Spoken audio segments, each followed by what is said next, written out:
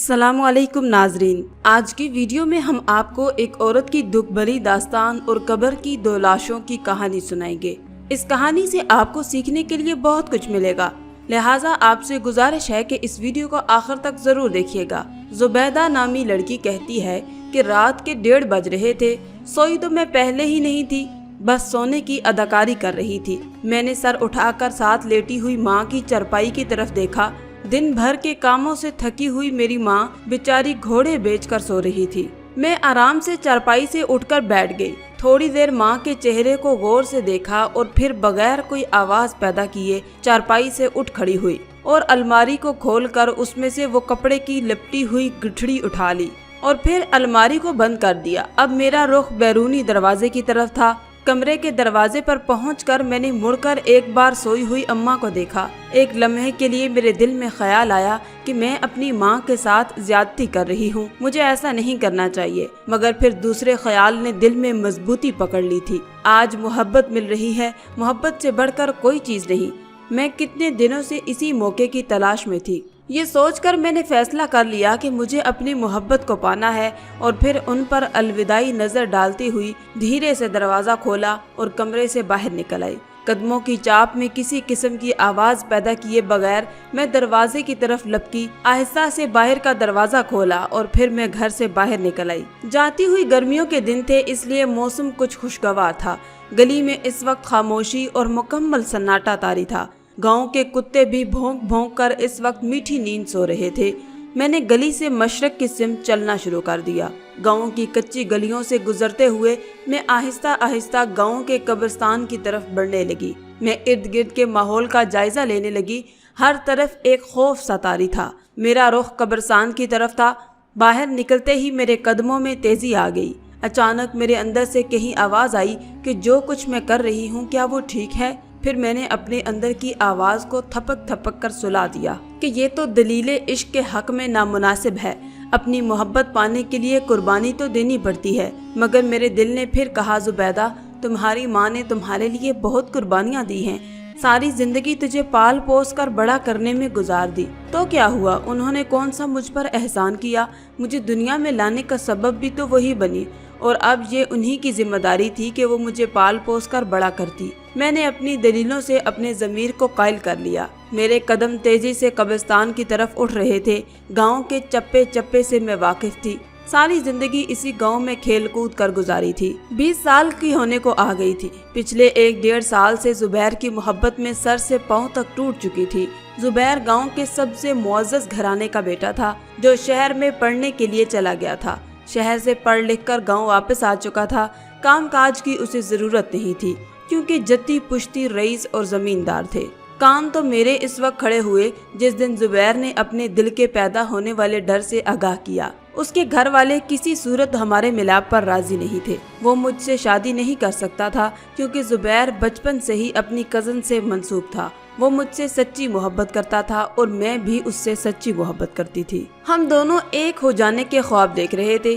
फिर कुछ तकरार के बाद ये हल तय पाया कि हम यहाँ से भागकर चुपके से शादी कर लेंगे। जुबैर ने कहा कि एक रात वो मुझे चुपके से शहर ले जाएगा और फिर हम वहाँ जाकर कोर्ट मैरिज कर लेंगे। जुबैर ने वहाँ पर रिहाइश का बंदोबस्त कर रखा था। आज उसने रात के 2 बजे के करीब मुझे कब्रिस्तान में आने का वक्त दिया था। मैंने अपने बराए नाम से ज़ेवरात पहले ही इकट्ठे कर लिए थे, जो मेरी माँ ने बड़ी मुश्किलों से मेरे ब्याह के लिए बना रखे थे। अगर मैं माँ को जुबैर के बारे में बताती तो शायद वो कभी भी राजी ना होती, क्योंकि मेरी माँ जानती थी कि लड़के वालों की हैसियत हमसे बहुत ज्यादा बढ़कर है। मगर मैं तो फैसला कर चुकी थी, इस जिंदगी में मोहब्बत को पाऊंगी। उसके साथ ही कब्रिस्तान की हदूद शुरू हो गई। मेरा दिल अनजाने खौफ से धड़कने लगा। रात के उस वक्त 2 बज रहे थे। कब्रिस्तान में बड़ा अजीब सा लग रहा था। मुझे यकीन था कि वो 2 बजे कब्रिस्तान पहुंच जाएगा, फिर हम यहाँ से आगे निकलेंगे। वो गाड़ी पहले ही कब्रिस्तान से बाहर किसी जगह खड़ी कर चुका था, जहाँ से हमें निकलने में कोई परेशानी न होती। मुझे अब यहाँ जुबैर का इंतजार करना था। मैं कब्रिस्तान के पास एक दरख्त के नीचे खड़ी हो गई और उस रास्ते की तरफ देखने लगी जो गांव की तरफ से आ रहा था। मगर अभी तक जुबैर का कुछ अता पता नहीं था। मुझे यकीन था कि वो जरूर आएगा, क्योंकि वो भी मुझे टूट कर चाहता था। मेरे दिल की धड़कन अजीब से अंदाज में धड़क रही थी। رات کے اس وقت قبرستان میں آ کر کھڑے ہو جانا بڑی عجیب سی بات تھی، کیونکہ اس زمانے میں رات کے وقت ارد گرد کے گاؤں اور ہمارے گاؤں میں ڈاکوؤں کا بھی اکثر ڈر ہوتا، چوری چکاری بھی ہو جاتی تھی، اور میرے پاس چاہے تھوڑے ہی صحیح لیکن سونے کے زیورات تھے۔ میری گرفت سونے کے زیورات کی گٹھلی پر سخت ہو گئی، لیکن یہ چونکہ ہمارا اپنا گاؤں تھا اس لیے میں کبھی خوف محسوس نہیں کر سکتی تھی۔ لیکن کھڑے کھڑے میں تھک گئی اور بالآخر تھک ہار کر درخت کے ساتھ ایک قبر کے تھڑے پر بیٹھ گئی۔ رات کے اس پہر اچانک کہیں سے کسی الو یا کسی گیدڑ کے بولنے کی آواز آتی جو ماحول کو مزید خوفناک بنا دیتی۔ ایک عجیب قسم کا خوف اور سناٹا ہر سو جاری تھا۔ وہاں مجھے کھڑے ہوئے تھوڑی دیر ہی ہوئی تھی کہ مجھے اچانک پیچھے سے سرسراہٹ کی آواز سنائی دی۔ میں نے مڑ کر پیچھے دیکھا مگر کچھ نہیں تھا۔ تھوڑی دیر بعد سرسراہٹ کی آواز مزید تیز ہو گئی۔ میں گھبرا کر اٹھ کھڑی ہوئی، ادھر ادھر دیکھا مگر کچھ نہیں تھا، اور پھر چاند کی مدھم روشنی میں نے وہ منظر دیکھا جسے دیکھ کر میرے رونگٹے کھڑے ہو گئے۔ مجھ سے تھوڑی ہی دور ایک قبر کی اوپری سطح آہستہ آہستہ سے رک رہی تھی۔ میں گھبرا کر پھر نیچے بیٹھ گئی اور خود کو ایک قبر کے پیچھے کی اوڑ میں چھپا لیا۔ میں کتبے کی اوٹ سے دیکھ رہی تھی کہ قبر آہستہ آہستہ سرک کر ایک طرف ہو رہی تھی۔ جب قبر مکمل طور پر سرک گئی، اس میں سے سفید چادر یعنی کفن میں لپٹی ہوئی ایک لاش اٹھتی ہوئی دکھائی دی۔ آدھی رات کے وقت یہ منظر دیکھ کر جیسے میرا سانس حلق میں اٹکنے لگا، اور پھر وہ لاش مکمل طور پر اٹھ کر کھڑی ہو گئی۔ اس کے ساتھ ہی دوسری قبر کا اوپری سرا تختہ ہٹنے لگا اور اس میں سے بھی ویسے ہی لاش نکلی۔ اب دونوں کفن پوش لاشیں اندھیری رات میں وہاں پر کھڑی تھیں۔ پھر آہستہ آہستہ روبوٹ کی طرح وہ دونوں لاشیں قبر سے باہر نکل کر زمین پر بیٹھ گئیں اور دونوں سینے پر ہاتھ مار کر اونچی اونچی آواز میں رونے لگی۔ خوف سے میری کپ کپی بند گئی اور میں سارا منظر اپنی آنکھوں سے دیکھ رہی تھی۔ کتنی ہی دیر دونوں لاشیں یہی عمل دہراتی رہی۔ اندھیرے سناٹے میں ان کے رونے کی آواز بہت خوفناک اور درد بھری تھی، اور پھر اچانک ہی جیسے وہ خاموش ہو گئی۔ پھر ایک لاش کی کھڑکھڑاتی ہوئی آواز نکلی، ہمارا یہ عذاب کب ختم ہوگا؟ ہمارے گناہوں کی سزا کب ختم ہوگی؟ دوسری لاش روتی ہوئی آواز میں بولی، شاید کبھی نہیں، ہمارے کیے کی سزا ہمیں ہر روز ہر رات ملتی رہے گی، ہمیں ہر رات اپنی کہانی کو دہرانا پڑے گا۔ شاید ہمارے زخم ہمارے مرنے کے بعد بھی نہیں بڑھ سکیں گے، لیکن شاید ان پر کچھ مرہم پڑ جائے، ایک دوسرے کو سنا کر ہمارے دکھ کچھ کم ہو جائیں۔ پھر پہلے نکلنے والی لاش نے کہنا شروع کیا، میری کہانی بڑی عجیب ہے۔ آج سے تقریباً 100 سال پہلے اس گاؤں میں میرا ہستا بستا گھر تھا۔ خوبصورتی ہمارے گھر کی داسی تھی۔ گھر میں دولت کی ریل پیل تھی جس نے مجھے مغرور اور خود سر بنا دیا۔ میں کسی کو گھاس نہیں ڈالتی تھی، کسی کو خاطر میں نہیں لاتی تھی۔ ہر ایک سے بدتمیزی سے بات کرنا اور عیش و عشرت نے مجھے بہت مغرور بنا دیا تھا۔ گاؤں میں ہماری جدی پشتی کافی زمین تھی۔ ہمارا گھرانہ کافی امیر تصور کیا جاتا تھا۔ اس امیری اور میرے ماں باپ کے لاڈ پیار نے مجھے بگاڑ دیا۔ میں ہر ایک کے ساتھ بدتمیزی سے پیش آتی۔ اس میں کچھ عمل دخل میری شکل و صورت کا بھی تھا۔ باقی بہن بھائیوں کے مقابلے میں زیادہ خوبصورت تھی، جس کی وجہ سے شاید میرے والدین بھی مجھے زیادہ چاہتے تھے، لیکن ان کی یہ چاہت مجھے دن بدن بگاڑتی چلی گئی۔ بڑوں کو ذلیل کرنا اور چھوٹوں سے بدتمیزی کرنا میرا مشغلہ بن گیا تھا۔ شادی کا وقت آیا تو کوئی آدمی نظر میں جچتا ہی نہیں تھا، نہ ہی کوئی میرے معیار کا تھا۔ میرے ماں باپ بہن بھائی سب میرا بھلا چاہتے تھے، مجھے سمجھاتے، مگر میری سمجھ میں کچھ نہیں آتا۔ رشتہ دار احباب مجھے مغرور گردان کر مجھ سے پیچھے ہٹ گئے۔ میرے رشتے آنے بند ہو گئے۔ شروع میں تو بہت رشتے آئے، مگر آہستہ آہستہ یہ سلسلہ کم ہونا شروع ہو گیا۔ جہاں تک میری اس خودسری اور مغرور پن کی شہرت پہنچ چکی تھی، لوگ مجھ سے دور ہٹنے لگے۔ لوگ کہتے ہیں کہ یہ چڑچڑی اور بدمزاج ہے۔ میرے تقریباً رشتے آنے بند ہو چکے تھے، مگر مجھے اس بات کی کوئی پرواہ نہیں تھی۔ مجھے اپنے حسن اور جوانی پر بہت غرور تھا، اور پھر ایک دن مجھے ایک لڑکا پسند آ گیا۔ ظاہری طور پر اچھی شکل و صورت کا مالک تھا، لیکن حیثیت میں ہم سے بہت کم۔ میں نے اپنے والدین کے سامنے یہی بات رکھی کہ اگر شادی کروں گی تو اسی سے کروں گی، کیونکہ جیسا بھی تھا میرے والدین چاہتے تھے میری شادی کم از کم میری حیثیت ہمارے برابر کے لوگوں میں ہو۔ وہ کسی غریب گھرانے میں میری شادی ہرگز نہیں کرنا چاہتے تھے۔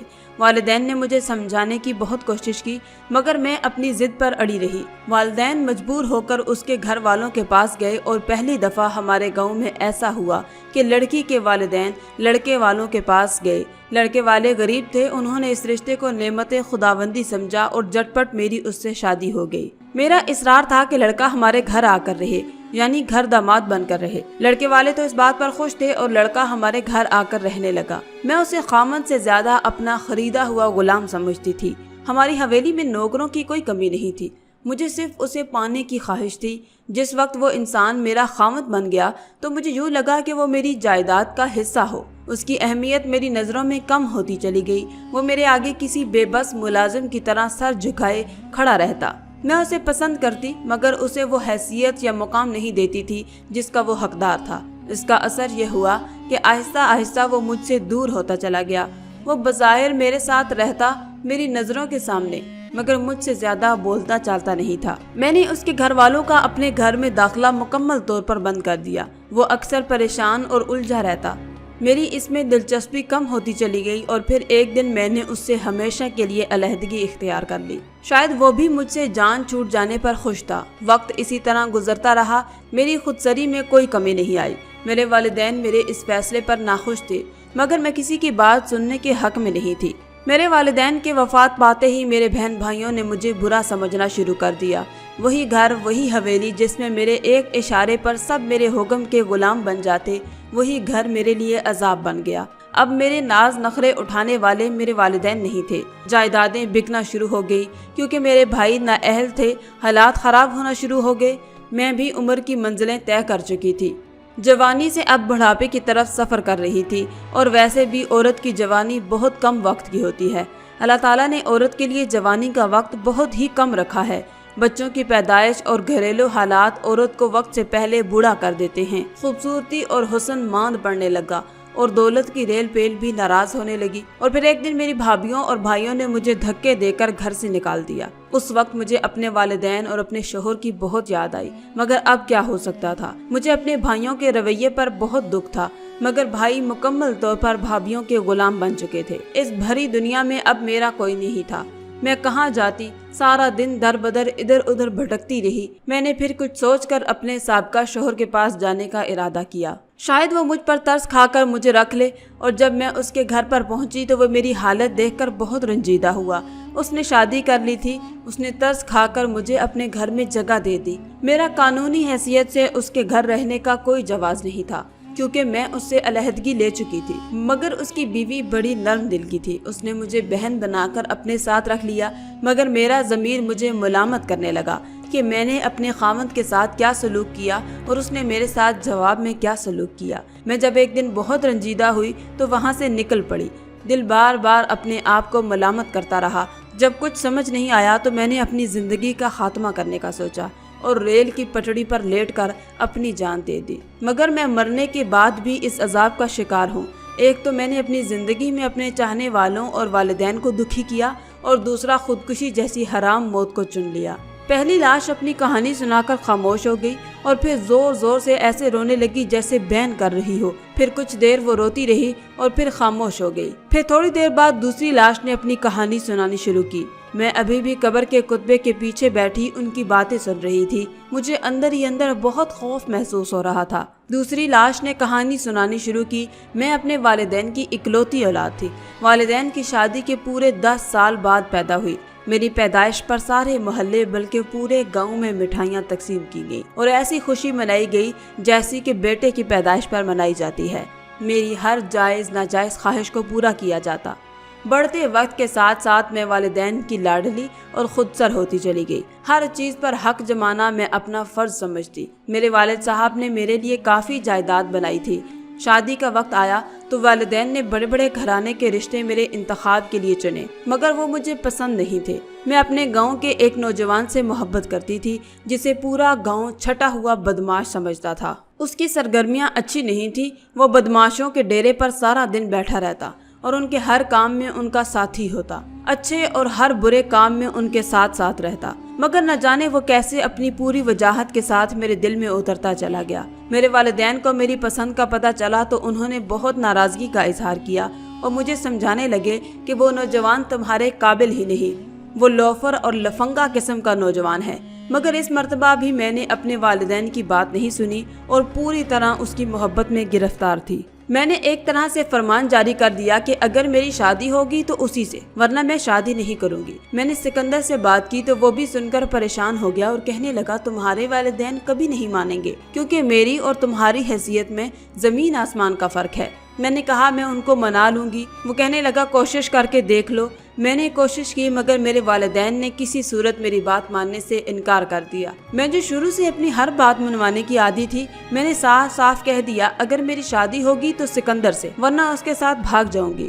والدین اس دھمکی پر خوفزدہ ہو گئے اور دوسرے لفظوں میں میری یہ دھمکی کام کر گئی۔ انہوں نے میری بات مان لی اور پھر میری سکندر کے ساتھ شادی ہو گئی۔ سکندر چودھریوں کا ایک قسم کا ملازم ہی تھا، مگر اس کی حیثیت بہت کم تھی۔ اس کا گھر بھی چھوٹا تھا اور اس کے ماں باپ مر چکے تھے۔ جب میں اس کے گھر میں گئی تو مجھے معلوم پڑ گیا کہ وہ میرے قابل ہرگز نہیں تھا۔ میں تو عیش و عشرت میں پلی تھی، نوکروں کی بڑی فوج گھر میں رہتی۔ ہر سال طرح طرح کے پھل فروٹ ہمارے گھر میں آتے، گندم اور اناج کی کوئی کمی نہیں تھی۔ میں نے تو محبت کی خاطر اس کے ساتھ شادی کر کے اس گھر میں آ گئی۔ میں نے اس سے کہا کہ میں تمہارے ساتھ اس گھر میں نہیں رہ سکتی، میرے لیے یہ مرغیوں کے ڈبے جیسا ہی گھر ہے۔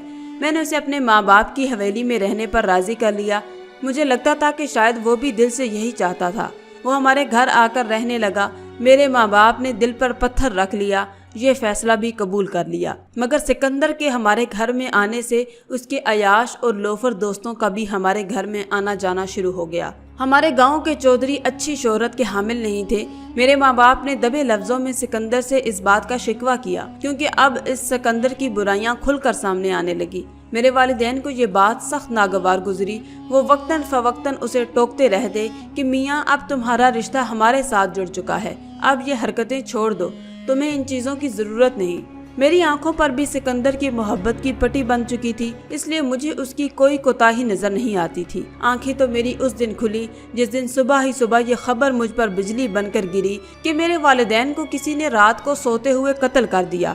دونوں کی لاشیں دیکھ کر جیسے میرا سانس رکنے لگا۔ مجھے ایسے لگا جیسے کسی نے میرے سر سے چھت کھینچ لی ہو۔ میں گم سم سی ہو گئی۔ پولیس آئی، سکندر اور میرے بیان لیے۔ پتہ چلا کہ ڈاکو رات کو ڈکیتی کی نیت سے ہمارے گھر میں داخل ہوئے اور مزاحمت پر میرے والدین کو قتل کر دیا۔ مگر حیرت انگیز طور پر ہمارے گھر سے کوئی قیمتی چیز یا روپیہ پیسہ غائب نہیں تھا۔ مجھے اس بات پر بہت حیرت تھی، اگر ڈاکوؤں نے ہی میرے والدین کو قتل کیا تو پھر گھر سے کوئی نہ کوئی چیز تو غائب ہوتی، اور دوسرا یہ کہ ہم دو لوگ بھی تو گھر میں موجود تھے، ہم پر ڈاکوؤں نے حملہ کیوں نہیں کیا؟ ہمیں رات کے وقت ان کے احتجاج یا کسی قسم کی آواز کیوں نہیں آئی؟ مجھے نہیں پتا کہ کیس کب تک چلا اور کب ختم ہوا۔ پولیس کچھ دنوں تک تحقیقات کرتی رہی، مگر پھر کیس ٹھپ ہو گیا، کچھ پتہ نہیں چلا میرے ماں باپ کا قاتل کون تھا۔ میں تو پہلے ہی غم سے نڈھال ہو چکی تھی۔ ماں باپ کے مرتے ہی سکندر کو جیسے موقع مل گیا، اس کی اصلیت کھل کر سامنے آ گئی۔ وہ تو مالک بن بیٹھا تھا زمینوں اور حویلیوں کا۔ ہر معاملات اس نے اپنے ہاتھ میں لے لیے، ہر کام اپنی مرضی سے کرتا اور اکثر مجھے بھی بات بات پر روکنے ٹوکنے لگتا۔ 3 سال گزر گئے، ہماری اولاد بھی ابھی تک نہیں تھی۔ سکندر کا رویہ بھی مجھ سے عجیب و غریب ہو گیا، اور پھر ایک دن مجھ پر دوسرا پہاڑ ٹوٹا۔ وہ ایک لڑکی اور 3 سال کے بچے کو لے کر میرے سامنے آ کھڑا ہوا اور کہنے لگا یہ میری بیوی اور بچہ ہے، یہ بھی آج سے اس گھر میں رہیں گے۔ اس کی بات سن کر مجھ پر جیسے کہ قیامت ٹوٹ پڑی، جس کے لیے میں نے سب کچھ برداشت کیا، اپنے فرشتہ صفت والدین کو ناراض کیا۔ آج وہ بھی مجھ سے رخ موڑ کر کھڑا ہو گیا اور مجھ سے بے وفائی کر گیا۔ میں نے احتجاج کیا تھا، وہ مجھ پر غصہ کرنے لگا۔ وہ لڑکی میری سوتن بن کر میرے گھر میں رہنے لگی۔ میں سکندر سے لڑتی مگر میری وہ ایک نہ سنتا۔ اب تو اس نے مجھ پر ہاتھ بھی اٹھانا شروع کر دیا اور پھر مجھے دھمکیاں دیتا کہ اگر زبان کھولو گی یا کچھ زیادہ شور مچاؤ گی تو تمہیں جان سے مار ڈالوں گا۔ پھر ایک دن ہماری تلخ کلامی حد سے بڑھ گئی۔ خاموش ہو جاؤ، اگر ایسے تم بولتی رہی تو میں نے جیسے تمہارے ماں باپ کو راستے سے ہٹا دیا تھا اسی طرح تمہیں بھی ہٹا ڈالوں گا۔ اس کی بات سن کر میری آنکھوں میں شعلے اتر آئے۔ تو کیا میرے ماں باپ کا قاتل سکندر تھا؟ یہ جان کر میرے تن بدن میں آگ لگ گئی۔ وہ تو کہہ کر چلا گیا، مگر میں ساری رات روتی رہی اور غصے میں جلتی رہی۔ پھر میں نے ایک خطرناک فیصلہ کر لیا۔ میں نے سکندر اور اس کی بیوی بچوں کو ٹھکانے لگانے کا سوچ لیا، اور پھر ایک رات مجھے موقع مل گیا۔ میں نے سوئے ہوئے سکندر پر بے درپا کلہاڑیوں کے وار کر کے اسے ہمیشہ کے لیے موت کی نیند سلا دیا، اور یہی سلوک میں نے اس کی بیوی اور بچے کے ساتھ کیا۔ اب میں ایک قاتلہ بھی تھی۔ اب میں ایک قاتلہ بھی تھی اور اپنے ضمیر کی عدالت میں مجرم بھی۔ میرا گناہ شاید اس سے بھی بڑا تھا کہ جو کچھ میری وجہ سے میرے والدین کو بھگتنا پڑا۔ سکندر اور اس کی بیوی بچے کو مار کر میں نے اپنے دل کی بھڑاس تو ٹھنڈی کر لی، اپنا بدلہ تو لے لیا، مگر اپنے والدین کی وجہ سے آج بھی میں اپنی ضمیر کی عدالت میں مجرم تھی۔ میں دن رات کانٹوں پر جلتی رہی، میں نے خاموشی سے چھت سے کود کر اپنی جان دے دی اور خودکشی کر لی، مگر آج تک میری روح کو قرار نہیں آیا۔ دوسری لاش کہانی سنا کر خاموش ہو گئی۔ میں قبر کی اوٹ میں ان کی باتیں سن رہی تھی اور گمسم بیٹھی تھی۔ ان کے اس عبرتناک قصوں نے میرا دل اندر سے ہلا کر رکھ دیا۔ ان کی کہانیاں بڑی ہی دردناک اور بڑی عجیب و غریب تھیں۔ کافی وقت گزر چکا تھا مگر زبیر کا ابھی تک کوئی پتہ نہیں تھا۔ لاشیں کتنی ہی دیر وہاں بیٹھ کر بین کرتی رہی اور روتی رہی، اور پھر اچانک اٹھ کر اپنی اپنی قبروں میں جا کر خاموشی سے لیٹ گئی، اور قبروں کے تختے ویسے ہی ایک بار پھر جڑ گئے جیسے وہاں سے کبھی ہٹے ہی نہیں تھے۔ میری بری حالت تھی لیکن میں فیصلہ کر چکی تھی۔ میں خاموشی سے اٹھی اور دبے قدم قبرستان سے باہر نکل آئی۔ قبرستان سے نکلتے ہی میں نے گاؤں کی طرف دوڑنا شروع کر دیا اور دور سے مجھے زبیر آتا دکھائی دیا۔ مجھے ایسے بھاگتے دیکھ کر بڑا حیران ہوا اور شرمندگی سے معذرت کرنے لگا۔ کہنے لگا دراصل مجھے اٹھنے میں کچھ دیر ہو گئی، میں بہت گہری نیند سو چکا تھا، لیکن دیکھو میں اپنے وعدے کے مطابق چلا آیا۔ چلو اب یہاں سے بھاگ چلیں اور شہر چل کر شادی کر لیں۔ میں حیرت اور غم سے اسے دیکھے جا رہی تھی اور سوچ رہی تھی جو آج ہی اتنی دیر لگا کر آیا ہے، کل کو اگر مجھے اس کی ضرورت پڑی تو پھر شاید یہ میرے ارد گرد موجود نہ ہو۔ اور ویسے بھی لاشوں کی کہانی نے میرے ذہن کے بند خانے کو کھول دیا تھا۔ میں نے کہا زبیر میں معافی چاہتی ہوں، میں اس جرم میں تمہارے ساتھ شریک نہیں ہو سکتی۔ دنیا کی سزا تو میں بھگت لوں گی مگر شاید آخرت کی اتنی دردناک اور عذاب والی سزا میں بھگت نہیں سکتی۔ یہ الفاظ کہہ کر میں نے زبیر پر الوداعی نظر ڈالی اور تیزی سے اپنے گھر کی طرف چل پڑی۔ زبیر حیرت سے منہ کھولے مجھے دیکھے جا رہا تھا۔ وہ مجھے پیچھے سے آوازیں دیتا رہ گیا۔ گھر کے دروازے پر میں نے پہنچ کر دیکھا گھر کا دروازہ ابھی تک کھلا تھا۔ شاید میری والدہ ابھی بھی گہری نیند سوئی ہوئی تھی۔ میں خاموشی سے اندر داخل ہوئی اور اندر سے کنڈی لگائی اور دبے قدموں اپنے کمرے کی طرف چلی گئی۔ کمرے کا دروازہ کھولا تو دروازے کی آواز سے میری والدہ اٹھ گئی۔ نیند میں ڈوبی ہوئی آواز میں بولی کیا ہوا بیٹا؟ کچھ نہیں اماں، بس نماز کا وقت ہونے والا ہے۔ اچھا بیٹا بس میں ابھی اٹھ کر نماز پڑھتی ہوں، یہ کہہ کر اماں لیٹ گئی۔ اماں سمجھ رہی تھی شاید میں کسی ضرورت کے لیے اٹھی تھی۔ میں نے آرام سے الماری کھولی اور وہ گٹھلی زیورات والی الماری میں رکھ دی اور پھر واپس اپنی چارپائی پر آ کر آرام سے لیٹ گئی۔ نماز میں ابھی پورا 1.5 گھنٹہ باقی تھا اور اس 1.5 گھنٹے میں مجھے آرام اور سکون کی نیند سونا تھا۔ شاید حقیقی معنوں میں مجھے اس وقت میٹھی اور پرسکون نیند آنی تھی۔ اللہ تعالیٰ نے مجھے ایک گناہ سے بچا لیا تھا۔ تو ناظرین آپ کو ہماری یہ کہانی کیسی لگی نیچے کمنٹ باکس میں ضرور بتائیے گا۔ آج کی اس ویڈیو میں تھا بس اتنا ہی۔ مزید اسلامی ویڈیوز حاصل کرنے کے لیے اللہ کی شان چینل کو سبسکرائب کر دیں اور ساتھ میں موجود بیل کے آئیکن کو دبا کر آل پر کلک کر دیں۔ شکریہ۔